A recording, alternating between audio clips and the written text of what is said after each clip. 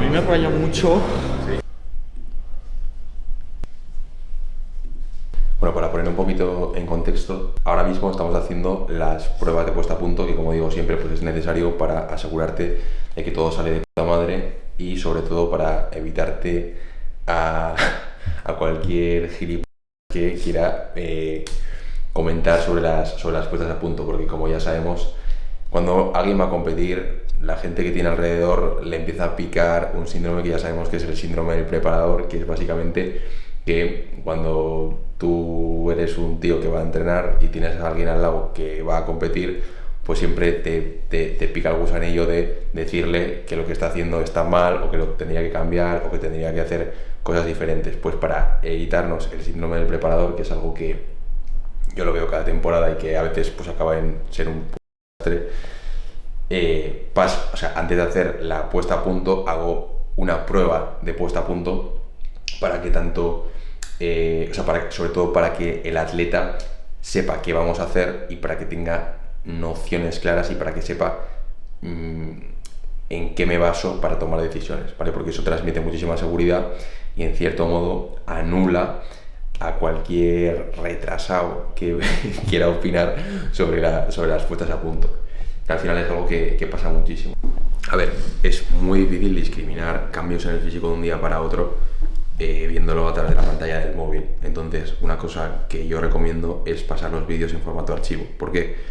Porque, o sea, estamos hablando de que los cambios que yo planteo de incrementos de carbohidratos son súper ligeros. Entonces, no se pueden esperar cambios súper grandes. Si la calidad del vídeo no es buena, pues estás yendo un poquito a ciegas, ¿sabes? Entonces, yo lo que recomiendo es que o se pasen fotos, que cuando se envían pierden menos calidad que un vídeo, o que si se pasa el vídeo le des a guardar en formato archivo y ya está, porque si lo pasas con la calidad de WhatsApp, ahí la calidad pues empeora mucho y no vas a ser capaz de discriminar esos mínimos cambios.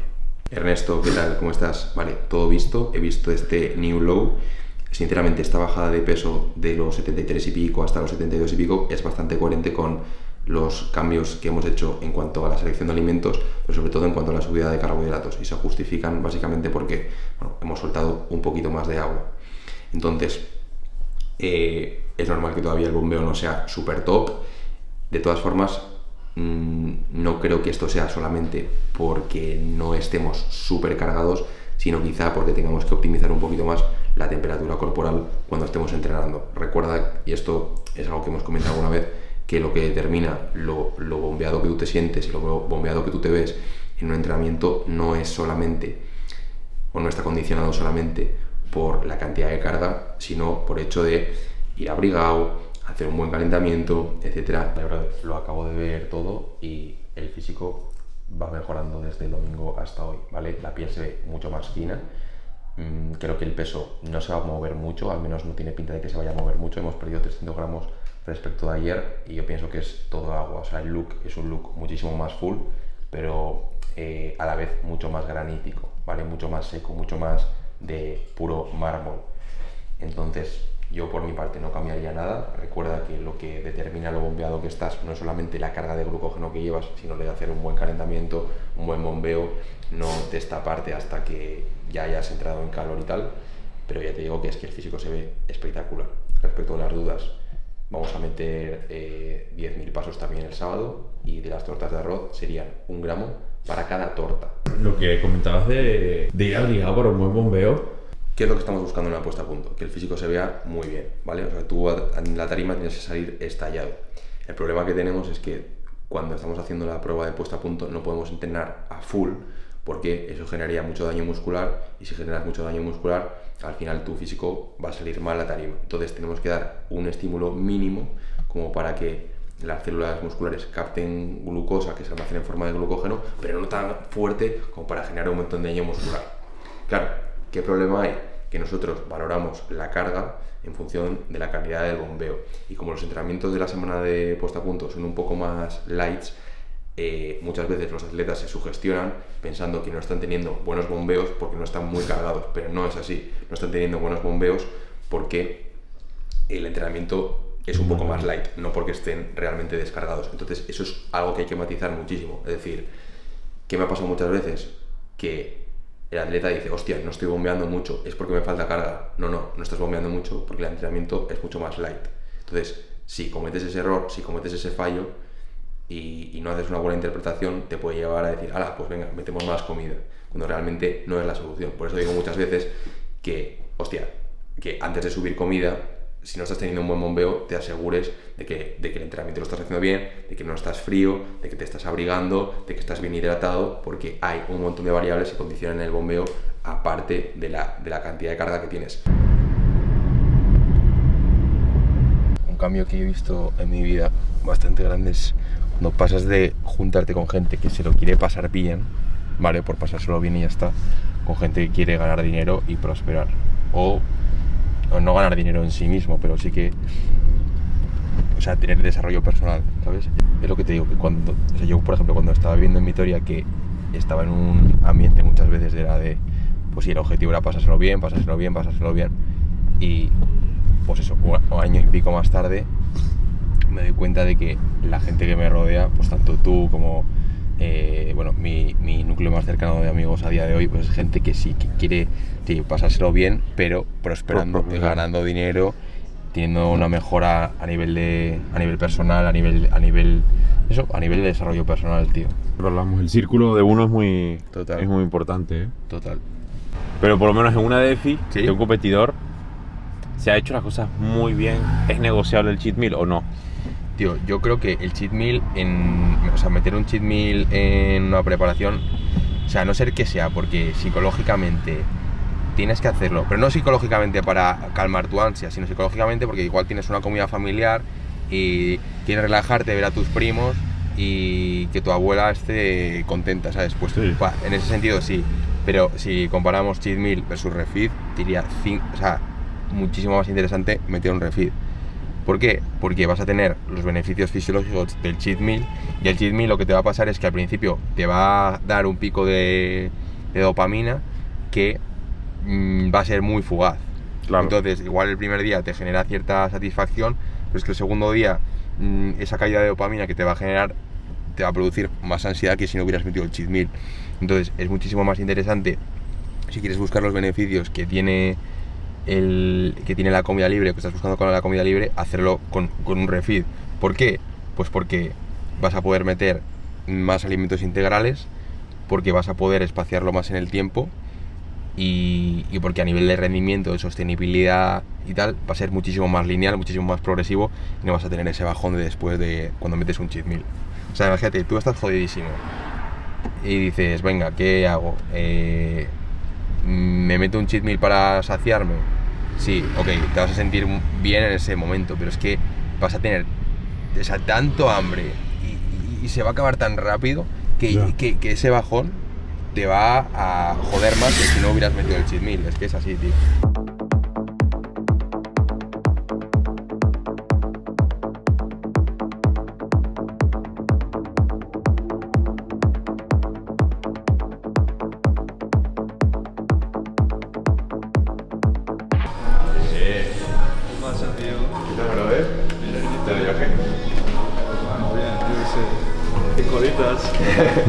Pero siempre, ¿no? Sí, están haciéndome pasos ahora.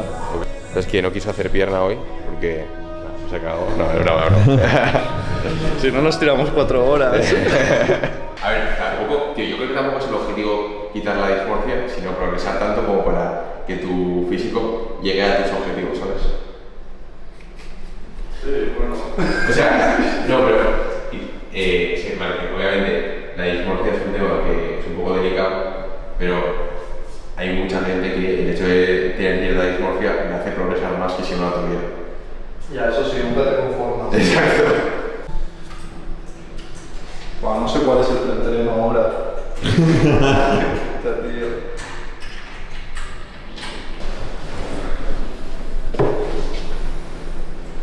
¿Tenía las fuentes de verdura respecto de cuando estás en volumen? No. Yo creo que es por la avena. Como puede ser. Si la dieta ultrasaciante y ahora es todo avena. Sí, puede ser. Lo que podríamos hacer. Yo no me encuentro mal, pero. Sí. No, ya, pero es una locura. Sí, no. No, pues se puede cambiar por otra fuente de cargos. Cambiar la avena por crema de arroz o algo así. No.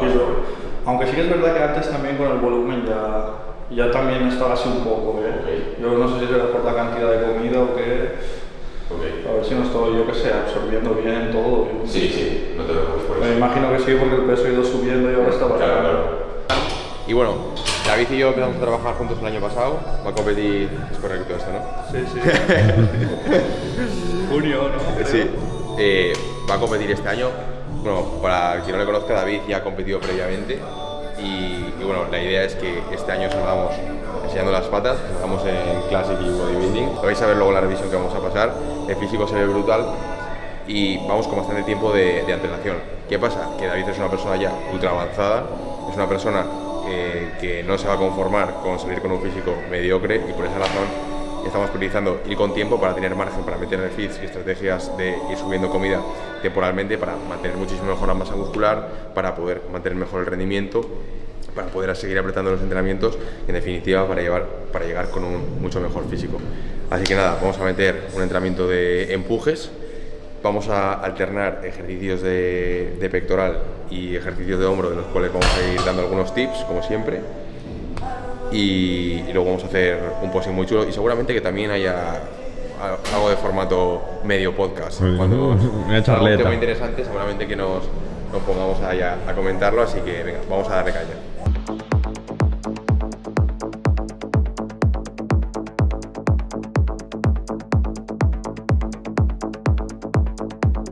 Voy a soltar un facto sobre las máquinas de palanca de discos, y es que lo primero que tienes que hacer a este tipo de máquinas es pensar en colocarle al antebrazo en la misma dirección en la que se desplaza la resistencia. Entonces, ¿cómo conseguimos esto? Regulando correctamente la altura del asiento. Si el asiento estuviera demasiado arriba, ¿vale? Esto me obligaría a poner el antebrazo en esta posición, ¿vale? Entonces, hay que tener en cuenta que la carga se desplaza en esta dirección y yo estoy poniendo el antebrazo así. Es decir, no estarían correctamente alineados. Entonces, ¿qué es lo que voy a hacer para conseguir una correcta alineación? Bajar el asiento. ¿Por qué? Porque ¿qué me va a permitir bajar el asiento? Bajar el asiento me va a permitir poner el antebrazo de esta forma. Y esta forma, o esta dirección, es la misma dirección en la que se desplaza la carga en esta máquina. Por lo tanto, lo más importante en estas máquinas es colocarte, y para colocarte correctamente, lo primero que tienes que hacer es saber perfectamente a qué altura tienes que poner el asiento. Voy más confiado. Pues a ver, yo creo que puedes salir en las tres, esas patas y sobre todo en la cadena posterior. Primer atleta en ganar 3 placadas. ¿Qué va? Bueno, el año pasado con uno hizo 2. Sí, Es ver, ¿no? Sí.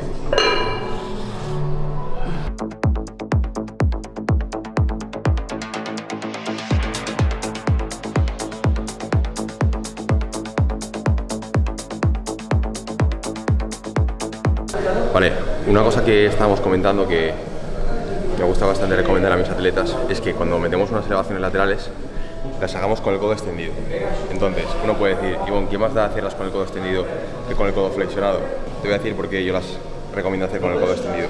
Cuando tú las haces con el codo extendido, te aseguras de que todas las repeticiones que haces estés con el mismo grado de flexión del codo, es decir, nada de grado de flexión porque está extendido. En cambio, cuando las haces con el codo un poquito flexionado, yo lo que he visto muchas veces es que por no saber exactamente cuánto estás doblando el codo, algunas repeticiones las haces con el codo más flexionado, otras las haces con el codo más extendido, entonces es muy difícil cuantificar las repeticiones, cuantificar el progreso, porque básicamente todas las repeticiones te generan una resistencia diferente, porque todas las repeticiones tienen un grado de flexión de codo diferente. Oye, que estoy viendo las estadísticas de YouTube y estoy viendo que la mayoría de gente que está viendo estos vídeos no está suscrita. No serás tú uno de ellos. Anda, dale al botón de suscribir. Y la segunda razón por la cual interesa hacer las elevaciones laterales con el codo estirado es para saber perfectamente que estás trabajando en el plano escapular. Ya sabemos que cuando estamos haciendo unas elevaciones laterales no las tenemos que hacer así, totalmente laterales, sino en un plano que se llama plano escapular, es decir, trabajar un poco en diagonal, tirarlas un poquito hacia adelante. Entonces, ¿qué podría pasar si hacemos las elevaciones laterales con el codo demasiado flexionado? Que la mano nos irá por delante del cuerpo, tendremos la sensación de que estamos trabajando en el plano escapular, pero realmente el brazo quizá no esté en un plano escapular, quizá no esté trabajando en diagonal, sino que si hacemos así, la mano va a ir por delante, pero el brazo va a ir totalmente lateral.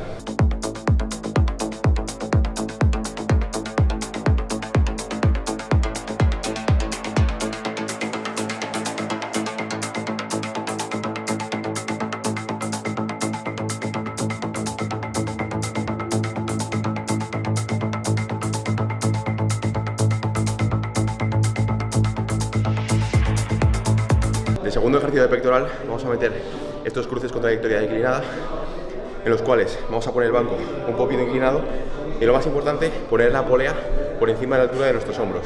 ¿Para qué? Para que la dirección de la resistencia vaya así, ¿vale? Y nosotros hacemos un empuje hacia abajo y de esa forma vamos a enfatizar más en las fibras inferiores del pectoral.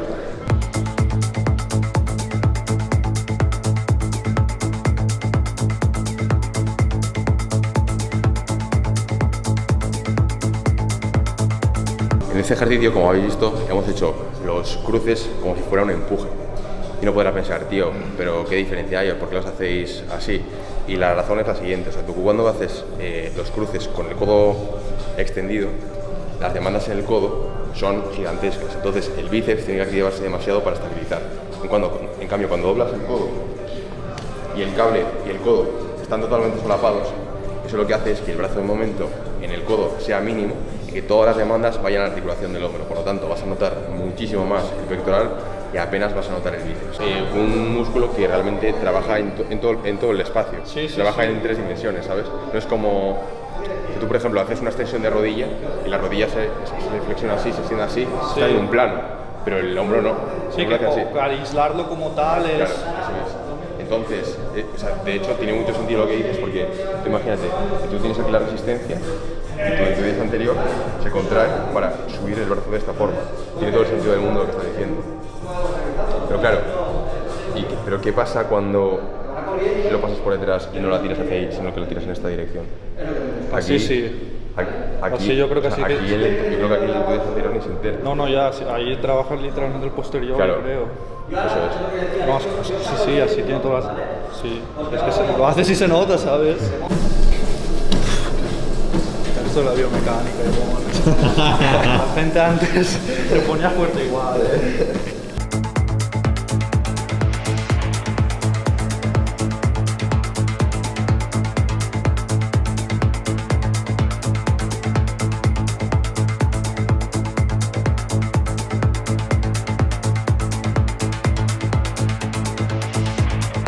Vale, vamos a finiquitar el entrenamiento con unas aperturas con mancuerna. Entonces, si has encendido Instagram en los últimos meses, habrás visto que hay un montón de reels criticando las aperturas con mancuerna. Y es normal que se critique este ejercicio porque la mayoría de gente lo hace de una forma que no es óptima, es decir, lo hacen con el codo abierto. Entonces, ¿qué pasa cuando tú haces unas aperturas con el codo abierto? Las demandas en el codo son gigantescas. Y lo que te va a pasar es que el estímulo del pectoral no va a ser demasiado grande porque vas a estar tirando con el bíceps para estabilizar el codo. En cambio, si hacemos esta variante que va a hacer David ahora, vale, en la cual lo que vamos a hacer es que el codo no se abra, sino que la muñeca quede inmediatamente por encima de él. Aquí las demandas en el codo no van a existir prácticamente porque el brazo de momento va a ser nulo en el codo y donde más resistencia va a haber va a ser la articulación del hombro. Entonces, ¿qué estamos consiguiendo así? Pues anular al tríceps, generar un brazo de momento bastante grande en la articulación del codo y no necesitar demasiado pecho para trabajar el pectoral y que las demandas en estiramiento sean brutales. Entonces, dale caña. Así. Es decir, cuando hacemos este movimiento no hacemos las aperturas convencionales, sino que lo que nos ocupamos es de que la mano y la mancuerna siempre estén inmediatamente encima del codo. Pues esa es un poco la idea. La cuestión es que como este ejercicio es súper agresivo en estiramiento, tenemos que saber perfectamente cómo colocarlo dentro de la sesión. Nosotros lo estamos colocando al final porque el daño muscular que nos va a generar es brutal. Pero lo dicho, trabajar siempre con la muñeca por encima del codo, trabajar con un movimiento controlado y sobre todo colocarlo al final de la sesión porque va a ser muy agresivo en estiramiento.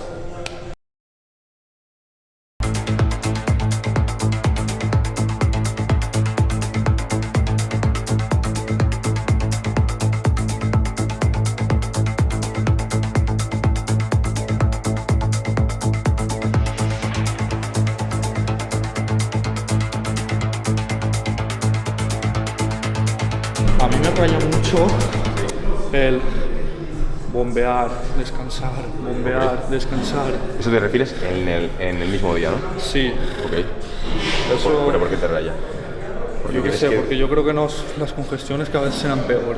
A ver, ahí lo que haremos es estar hidratándonos constantemente, estar metiendo sal, estar metiendo azúcar y sí que es cierto que eso fatiga bastante, pero también es verdad que hay una cosa, que es que algo que he visto yo muchas veces es que si tú, por ejemplo, compites por la mañana y luego compites por la tarde, ese tipo de bombeo no es como cuando tú estás entrenando. Entonces muchas veces incluso el look mejora. O sea, no creas que por bombear por la mañana conseguir un buen bombeo, luego por la tarde vas a dejar de bombear, porque tampoco es así. Ya, no, ya. Es decir, Sí, en verdad eso me pasó. ¿te vas a fatigar? Sí. ¿Vas a dejar de bombear y vas a dejar de alcanzar un buen look? No. De hecho, a muchos culturistas lo que les pasa es que van mejorando a medida que va avanzando el día. Sí que es verdad una cosa, y es que, o sea, todas las personas, o su look o mejora o empeora, pero nunca cambia. Es decir, una persona que su look mejora de la mañana a la tarde, nunca se invierte esa evolución. Es decir, si tú eres una persona que tu look mejora de la mañana a la tarde, de la noche a la mañana no va a pasar lo contrario. Y eso es un factor que tenemos que tener bastante en cuenta. Es decir, no te pasa a ti que te levantas por la mañana y dices, hostia, me veo de puta madre. Y Yo por la mañana me doy asco. te das asco, y por la noche mejor. Sí. Pues vale, pues eso nunca va a cambiar. Eso nunca va a cambiar. Entonces, eso es un patrón que hay que identificar para sacar conclusiones y para tomar decisiones. Buah, pero eso es que, yo digo, será mi cabeza que va a quedar. No. No, es así, es así.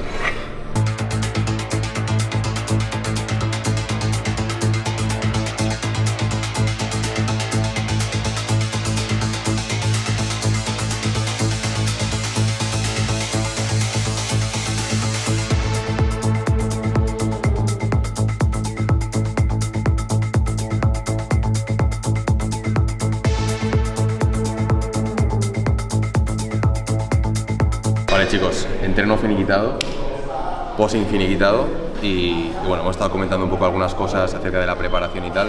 Para ponernos un poquito en contexto, como hemos explicado al inicio del vídeo, pues David y yo empezamos a trabajar el año pasado, hicimos una definición hasta unos 87 kilos aproximadamente.